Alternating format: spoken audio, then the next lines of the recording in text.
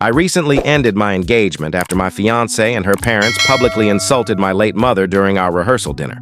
I'm 33, and until that moment, I was convinced I'd spend my life with Emily, my fiancée. We met 7 years ago at a barbecue through mutual friends. Her warm laugh and sharp wit drew me in instantly, and our connection felt effortless. After 5 years together, I proposed, certain it was the right moment. Marrying Emily also meant joining her family, which I thought I was prepared for. Her parents, Tom and Susan, are larger-than-life personalities, boisterous, outspoken, and always ready with an opinion. Initially, I chalked it up to their bold nature, but over time, their arrogance became impossible to ignore. Before I get into the events of that night, let me tell you about my mom, Margaret. She was the most incredible person I've ever known, passing away 3 years ago after a grueling battle with cancer. Her strength during those years was inspiring. Despite her pain, she always put others first, helping without expecting anything in return. She had a quiet way of solving problems, never making anyone feel small or indebted. That generosity extended to Emily's family, who benefited from her kindness in ways they seem to have forgotten. When I first introduced Emily to my mom, things seemed fine. My mom warmed to her and Emily was courteous. But as our relationship deepened, I noticed Emily's subtle criticisms of my mom. She'd call her overly hands-on or too eager to assist, comments that stung but I dismissed as her adjusting to our family dynamic. My mom, however, went above and beyond for Emily's family. Years back, when Tom and Susan's diner was on the brink of collapse, my mom co-signed a loan to keep it afloat, a risk no one else would take. She also helped them streamline their finances, turning their failing business into a success. Later, when their commercial stove broke, my mom covered the cost of a new one, no questions asked. Even though she could have used that money for her own medical expenses, that's just who she was. Then there was Emily's brother, Mark. Struggling to afford his final college semester, he faced dropping out. My mom paid his tuition, saying, "No one can take knowledge away from you." Beyond money, she gave her time. Helping with their bookkeeping, even watching Mark's kids so he could study. Tom, Susan, and Mark never truly acknowledged her efforts. A quick thanks was all they offered, but my mom never sought gratitude. She just wanted to make a difference. Losing my mom shattered me. She was my anchor, and her absence left a void I couldn't fill. Emily seemed supportive at first, but looking back, her efforts were minimal. She'd say things like, "You need to let go," or "Your mom wouldn't want you wallowing." It felt more like brushing me off than comforting me. As the wedding approached, red flags started piling up. Emily grew dismissive whenever I mentioned my mom in wedding discussions. I wanted to honor her with a small mention in our vows, but Emily shut it down, saying, "Won't that make people sad? Weddings should be joyful." I let it go to avoid conflict, but the dismissals kept coming. Then there were Tom and Susan's remarks, always laced with condescension. They acted like Emily was settling by choosing me. Tom once quipped that Emily was elevating her life by marrying someone from a humbler background. Susan would say, "Love requires compromises," as if I were a burden. I stayed quiet for Emily's sake, but I wish I hadn't. In hindsight, I should have spoken up earlier. Maybe it would have spared me the pain. But I kept hoping things would improve after the wedding. I was wrong. About a month before the big day, the cracks widened. Tom and Susan offered to host the rehearsal dinner at an upscale restaurant they had connections with. I thought it was a kind gesture, a chance to mend the growing tension from their snide comments during planning. I was mistaken. They didn't just offer to host, they made it a spectacle of their generosity. Susan constantly bragged about how much effort they'd put into making the dinner unforgettable. Tom kept mentioning how exclusive the venue was, as if we were fortunate to have their influence. It felt less like a gift and more like a platform for their egos. Still, I let them take charge, focusing on the wedding itself. That was a mistake. As the dinner neared, their true intentions surfaced. Every discussion turned into a slight or passive-aggressive jab. When I tried to confirm the guest list, Susan sighed and said, "We've got it covered, James. Just show up and enjoy." It felt dismissive, like my input didn't matter. Then there was the menu. Susan raved about curating a sophisticated dining experience, adding, "It's a step up from what you're used to back home, James." That back home jab was her favorite way to remind me of my modest roots. I brushed it off, telling myself it was just one night. Emily, meanwhile, started siding with her parents more openly, dismissing my concerns with, "You're overanalyzing, James. They know what they're doing. It wasn't just the dinner. It was the constant feeling of being an outsider in my own engagement. They treated me like I should be grateful to be there, and Emily never defended me. She'd laugh along or wave off my frustrations, which only made it worse." A week before the dinner, a moment stood out as a warning I ignored. We were at her parents' house going over wedding details. Susan was in full control, flipping through binders of seating charts and decor plans. I suggested simpler centerpieces, something my mom would have loved. Susan barely looked up, saying, "Margaret had unique tastes, didn't she? But this is Emily's day. Let's keep it elegant." The jab hit hard, and Emily, engrossed in her phone, said nothing. I wanted to confront Susan, but held back to avoid a fight. I regret that now. The rehearsal dinner arrived, and the tension was palpable. Emily was distant on the drive over, scrolling her phone and barely responding to my attempts at conversation. When I asked if she was excited, she muttered, "It's just dinner, James. Relax." At the restaurant, Tom and Susan were in their element, acting like hosts of a gala. Tom greeted guests at the door while Susan directed the staff with an air of authority. The venue was extravagant. Crystal chandeliers, pristine tablecloths, a clear display of their need to impress. It only made me feel more out of place. As guests arrived, I noticed the imbalance. Nearly everyone was from Emily's side, her extended family and her parents' business contacts. My side? Just my dad, my sister, and a few close friends. It felt like they'd turned our rehearsal dinner into their personal showcase. I pulled Emily aside and asked why so few of my people were invited. She sighed. "Your family's small, James. We had to fill the seats somehow. It's not a big deal." Not a big deal. That was her go-to excuse. I swallowed my frustration and mingled, but the night felt more like a corporate event than a celebration of our love. Tom and Susan had hijacked it, and I was just a guest at my own rehearsal dinner. Then came the speeches, and that's when everything fell apart. Tom went first, grabbing the mic like he was addressing a boardroom. "Welcome, everyone," he began. "Tonight we celebrate the joining of two families, our Emily and, well, James." My name came out like an afterthought. His speech was laced with subtle digs, praising Emily's ambition while implying I was there to keep her steady. He smirked, saying, "We've always taught Emily to aim high, and though James wasn't quite what we pictured, he's here now." A few people chuckled, and I felt my dad's and sister's eyes burning into him from across the room. Susan was next, striding to the mic with confidence. She started sweetly, gushing about Emily, but soon turned to me.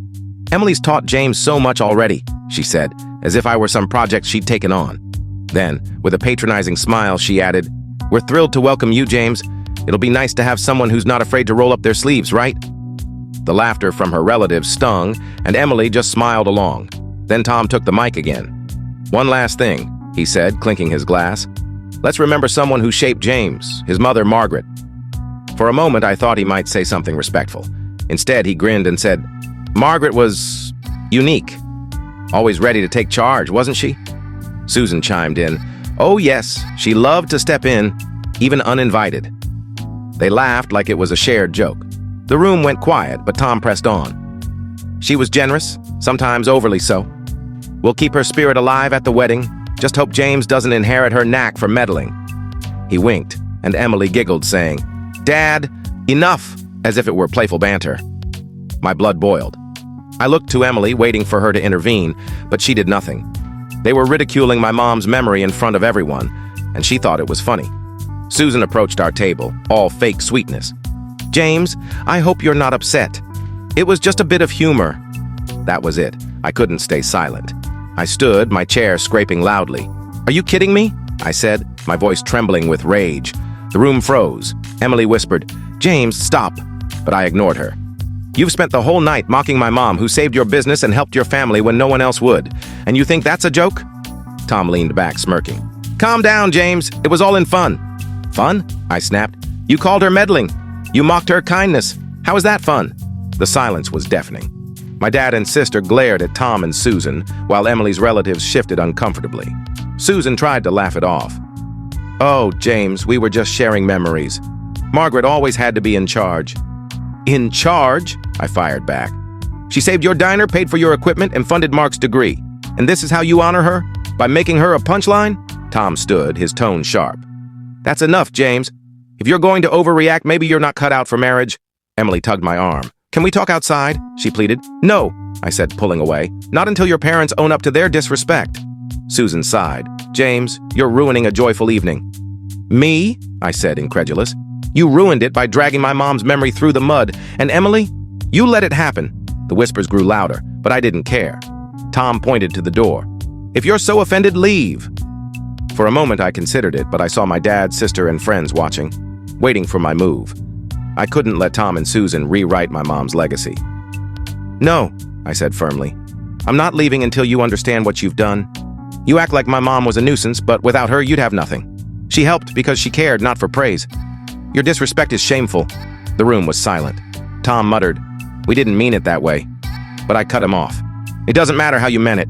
It's how it came across. My mom deserved better, and so do I." I grabbed my coat. "You want me to leave? Fine, but don't expect me back." My dad, sister, and friends stood to follow. Emily called, "James, wait!" But I kept walking. Outside, my dad squeezed my shoulder. "You did right. Margaret would be proud." I nodded, but pride wasn't what I felt, just anger and betrayal. I realized Emily's silence showed her true colors. I'd done the right thing, but it didn't feel like enough. They'd spin this to paint me as the villain, and I couldn't let that stand. This was about my mom's memory and my principles. "I need to go back," I told my dad. My sister protested. "Why? You owe them nothing." "I know," I said, "but I'm not leaving this unresolved." My dad nodded. "We're here if you need us." "No," I said, "this is mine to finish." I walked back into the restaurant, every eye on me. Emily stood, pale and wide-eyed. "James, what are you doing?" she asked. I ignored her and faced Tom and Susan, who looked smug. Tom raised an eyebrow. "Back already?" he sneered. I turned to the room. "Everyone, I have something to say." The murmurs stopped. "I know this isn't the moment anyone expected, but after tonight, I can't wait. This wedding is off." Gasps filled the air. Emily's hands flew to her mouth. "James, no," she whispered. I held up a hand. "This isn't just about tonight," I continued. "It's about marrying into a family that disrespects me, my mom, and everything I stand for. I won't live like this." Tom scoffed. "You're making a mistake, kid." "No," I said. "The mistake would be tying myself to a family that treats me like less." Susan's voice shook. "James, let's not decide now.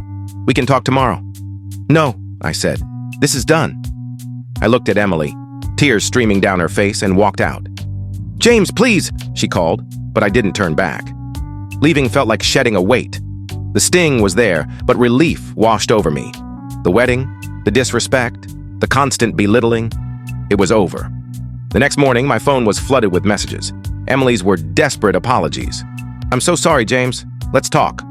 Tom's were hostile. "You humiliated us. You'll regret this." Susan played the victim. "How could you do this to Emily?" I ignored them all. By afternoon, Emily showed up at my apartment, disheveled and teary. "Can we talk?" she begged. I leaned against the door. "What's left to say? I was clear last night." "I know you're mad," she said, "but we can fix this." I shook my head. "This isn't fixable, Emily. It's about who you are." She cried, admitting she was scared to confront her parents. "Scared of what?" I asked. "Of making a scene? You let them mock my mom?" She had no answer, just tears. "Please," she whispered. "I'll make them apologize." "It's not just them," I said. "It's you. Last night showed me who you really are." I closed the door. Weeks later, I was sorting through my mom's memory box, her favorite bracelet, old photos, and a family heirloom locket passed down for generations. She'd given it to me before she died, saying, "Give this to someone special." But when I opened the box, the locket was missing. I searched everywhere, panic rising. Then it hit me. Emily was the only one who'd been in my apartment recently, dropping off the engagement ring days after the breakup. She'd used the bathroom before leaving, and I hadn't thought twice. I texted her. "Did you take my mom's locket?" She replied, "What?" Number I didn't buy it. "You're the only one who's been here. It's gone." After a long pause, she admitted, "I took it to feel closer to you. I was going to return it." I was livid. "You stole a family heirloom?" I called her. "It's not a big deal," she said defensively. "Not a big deal?" I yelled. "That locket's been in my family for generations. You took it without asking."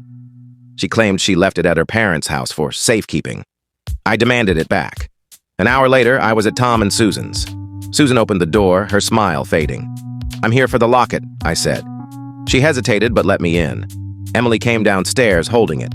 "Here," she said, teary. I grabbed it, checked it, and pocketed it. "James, I didn't mean to upset you," she pleaded. "You stole from me, Emily," I said. "From my mom. Wasn't the dinner enough?" She sobbed, but I walked out slamming the door. I blocked her number, deleted her messages, and cut all ties. Ending the engagement was tough, but this sealed it. I'd stood up for my mom, my values, and myself. For the first time in months, I felt peace.